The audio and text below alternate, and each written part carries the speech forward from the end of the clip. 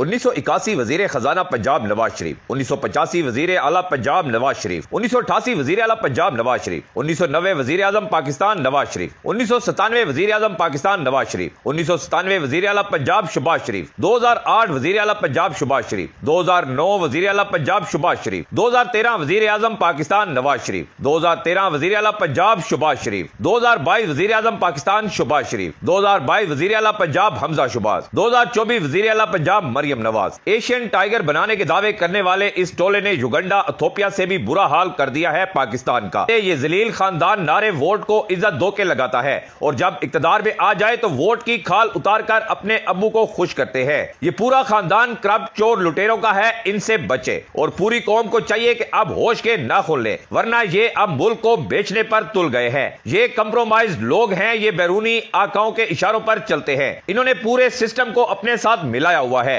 इस वक्त जो पाकिस्तानियों का हाल किया गया है, ये एक सोची समझी साजिश के तहत एक एटमी मुल्क को कमजोर करने का पूरा प्लान है। पाकिस्तानियों को गौर से समझना होगा कि आखिर क्या वजह है कि अवाम को इस नैज पर पहुंचा दिया गया है कि वो अपने बच्चों समेत दरियाओं में छलांग लगाकर अपनी जानें दे रहे हैं। ये सिर्फ इसलिए किया जा रहा है कि इस्लाम दुश्मन और पाकिस्तान दुश्मन कुव्वतों का एजेंडा है कि पाकिस्तानी लोगों को इतना जलील करो कि वो अपनी खुद मुख्तारी को ही भूल जाएं और जैसे हम कहें वैसे करते जाएं। बैरूनी ताकतें इसमें काफी हद तक कामयाब हो चुकी हैं और इस कामयाबी में इनका साथ देने वाले ये दो खानदान हैं। एक भुट्टो खानदान जिसने पाकिस्तान तोड़ा और दूसरा नवाज शरीफ का खानदान जो अब बचे कुचे पाकिस्तान को भी बर्बाद करने पर तुल गया है, बल्कि काफी हद तक बर्बाद कर चुका है। अब यहां से पाकिस्तान की वापसी में शायद दहाइयां लगे, लेकिन अभी भी पाकिस्तानी कौम के पास वक्त है। होश के नाखून ले, इन करप्ट खानदानों और इस सिस्टम के खिलाफ आवाज बुलंद करे, वरना देर हो जाएगी। इस वक्त मुल्क में ना तो कोई जमहूरियत है, ना ही कानून है। सब चीजें रौंदी जा रही हैं।